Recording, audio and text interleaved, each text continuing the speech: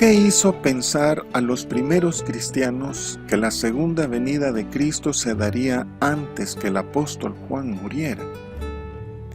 ¿En qué fecha se cumplieron, en parte, las señales antes del fin que el Señor dio? ¿Qué quiere decir el Señor con "sígueme tú"? ¿Por qué es confiable y creíble el testimonio del apóstol Juan sobre Jesús de Nazaret? Volviéndose Pedro, vio que les seguía el discípulo a quien amaba Jesús, el mismo que en la cena se había recostado al lado de él y le había dicho: Señor, ¿quién es el que te ha de entregar? Cuando Pedro le vio, dijo a Jesús: Señor, ¿y qué de éste? Jesús le dijo: si quiero que él quede hasta que yo venga, ¿qué a ti? Sígueme tú. Este dicho se extendió entonces entre los hermanos, que aquel discípulo no moriría. Pero Jesús no le dijo que no moriría, sino: si quiero que él quede hasta que yo venga, ¿qué a ti? Este es el discípulo que da testimonio de estas cosas y escribió estas cosas. Y sabemos que su testimonio es verdadero. Y hay también otras muchas cosas que hizo Jesús, las cuales, si se escribieran una por una, pienso que ni aún en el mundo cabrían los libros que se habrían de escribir. Amén. ¿Qué a ti? Sígueme tú. Estudio del Evangelio del apóstol Juan. Volviéndose Pedro. En el Evangelio del apóstol Juan, cada vez que la intervención del apóstol Pedro está fuera de lugar, es llamado solo por su sobrenombre Pedro o Piedra, y en sus aciertos es llamado Simón Pedro. Aquel discípulo les seguía. La intención del apóstol Juan era solo unirse a ellos para acompañarles, motivado por su necesidad interior de estar cerca del Señor Jesús. La descripción que el Evangelio da del discípulo amado son detalles de intimidad motivada por el amor, por el estrecho vínculo del alma suya con la del Señor. Veamos. Dice que el Señor Jesús le ama, que Él sigue a Jesús, que se recostó en el pecho del Señor y que recibió de primera mano la identidad del traidor como compartiéndole un secreto. La repetición de estos datos reafirma el carácter del apóstol Juan como testigo apto y creíble, y al presentarse en tercera persona busca una narración imparcial y objetiva. ¿Y qué de este? Según lo que el Señor le respondió, esta pregunta del apóstol Pedro iba en relación al futuro del apóstol Juan, específicamente si también él sufriría martirio. La intención del apóstol Pedro iba en el sentido de indagar el futuro de su amigo, como queriendo saber que, si estaban unidos en la vida, también lo estarían en la muerte.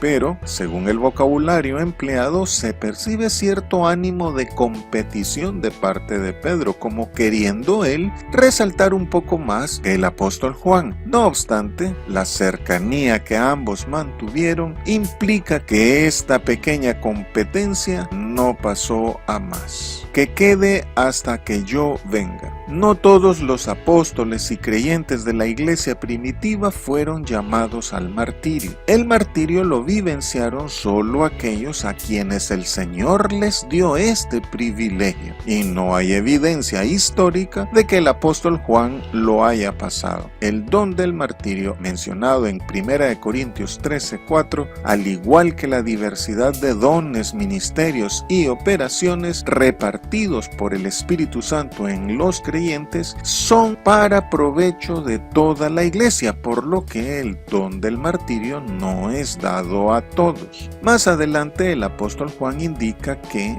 por este dicho del Señor de que él quedaría hasta que el Señor regresara, muchos creyeron que él no moriría, al relacionar su venida con el fin del mundo. Este dicho o rumor que surgió entre los hermanos ilustra lo deficiente y peligroso de apoyarse en la tradición y recalca la importancia de basar las doctrinas en la Biblia. Pero el apóstol aclara que lo que dijo el Señor fue que si el Señor lo quisiese, Él estaría vivo cuando Cristo viniera por segunda vez. Entonces surgió la idea de que la segunda venida del Señor se daría antes que el apóstol Juan muriese. De hecho, el apóstol Pablo expresó en sus cartas la inminencia de la segunda venida de Cristo, pero no por esta razón del rumor de la gente, sino por la revelación del Señor a él. El apóstol Pedro predicó la prontitud con la que debía esperarse la venida del Señor, y la revelación del Señor al apóstol Juan en el Apocalipsis así lo indica también. Al analizar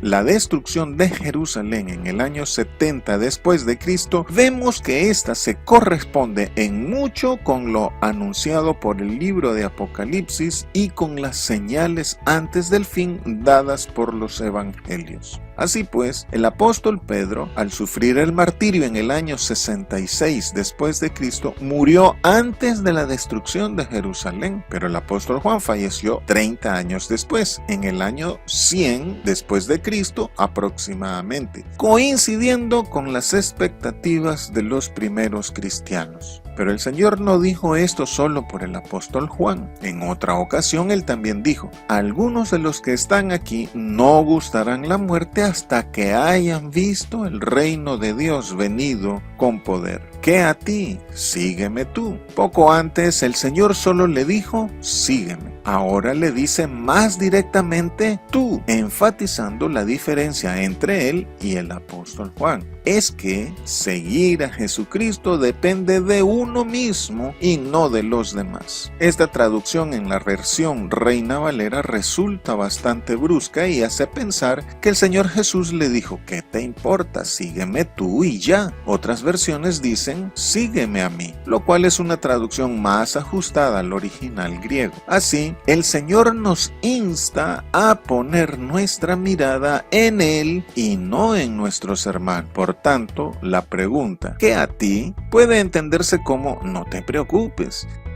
Algo que no debe afectarnos es el pensar dónde conducirá el Señor a cada uno de los suyos. Jesucristo es el centro de la iglesia, y al decirnos no te preocupes, significa que debemos ser libres en adorarle. Pero al decirnos sígueme a mí, nos pide compromiso y vinculación personal con Él. Dice el apóstol Pablo: ¿tú quién eres que juzgas al criado ajeno? Para su propio Señor está en pie o cae, pero estará firme porque poderoso es el Señor para hacerle estar firme. Dada su infidelidad, el apóstol Pedro se siente inseguro ante el Señor, pero el Señor le invita a la cercanía e intimidad de manera personal, sin intermediarios, sin estar comparándose con nadie. El trato del Señor con los suyos es personal, tanto que a cada uno de nosotros conoce por nuestro nombre y sabe cuánto cabello hay en nuestra cabeza. Esto implica que cada uno de nosotros recorre su propio camino con Cristo Jesús y afrontaremos nuestra propia responsabilidad ante Él. En el camino cristiano, estar pendiente de los demás lleva al fracaso personal. Debemos estar solamente pendientes del camino del Señor. Significa pues que hemos de seguir a Jesucristo, no a los demás. Él es el único modelo a seguir, especialmente en la entrega total. La exhortación bíblica es no juzgar a los demás, sino examinarnos a nosotros mismos, porque cada uno de nosotros dará a Dios cuenta de sí. Entre los hermanos. Desde el inicio de la iglesia cristiana, los creyentes entre sí nos llamamos hermanos, y el Señor Jesucristo es un hermano más. entre nosotros. Nos convierte en hermanos de Cristo el hecho de haber sido engendrados por el Espíritu Santo, al igual que el Señor. Aún siendo sus súbditos, el Señor nos considera sus hermanos y sus amigos, y se comporta como nuestro siervo para darnos ejemplo de cómo tratarnos los unos a los otros. Por otro lado, que los creyentes seamos hermanos significa que no hay preeminencia de unos sobre otros, sino que en igualdad nos atendamos y honremos los unos a los otros. Si yo quiero que a ti, desde los comienzos de la Iglesia se ha establecido el carácter de Jesucristo como Señor y el de nosotros como sus siervos. Por tanto, siendo Señor, su voluntad y su palabra son incuestionables, por lo que lo dicho por el Señor Jesús puede entenderse así. Y si yo lo quisiera así, ¿cuál es el problema?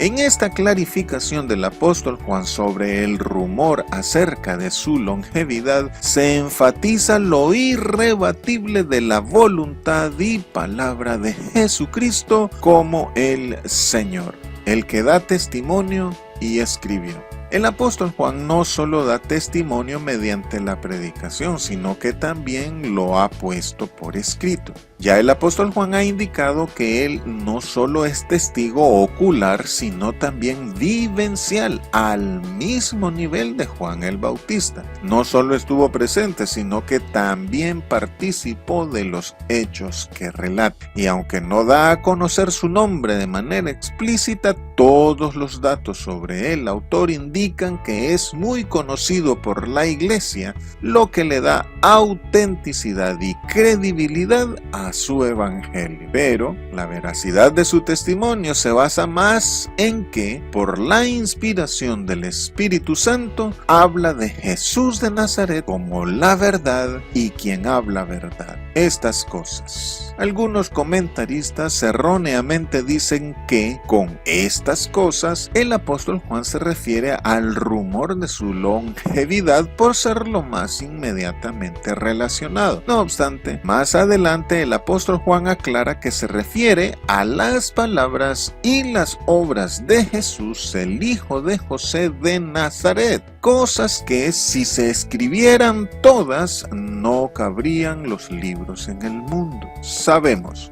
los de la crítica literaria argumentan aquí diferencias de estilo y enfatizan el cambio de pronombre de tercera persona, sabemos, a primera persona, pienso, y elucubran teorías redaccionales en el texto bíblico. Así, cuando el texto dice pienso, los racionalistas hablan de alguien externo que añadió su opinión muy personal en el texto del Evangelio. Pero este argumento juzga el texto bíblico, que es muy antiguo, bajo las modernas reglas de redacción. El texto bíblico es tan antiguo que está escrito en un lenguaje griego llamado koiné, que ya ni siquiera está vigente. Así pues, al escribir en tercera persona, el apóstol Juan solo busca una narración imparcial y objetiva. No se está refiriendo a otra persona ni a otro apóstol. Solamente se presenta a sí mismo como parte de la comunidad de creyentes que comparte su misma experiencia con Cristo Jesús. Al principio del Evangelio, él también se expresó en este mismo plural. Entre nosotros vimos, tomamos, con lo cual ratifica que su testimonio es verdadero y de primera mano. Por tanto, al decir sabemos, el apóstol Juan apunta a la grande nube de testigos que conforman todos los creyentes que pueden respaldar su testimonio, por lo que él escribe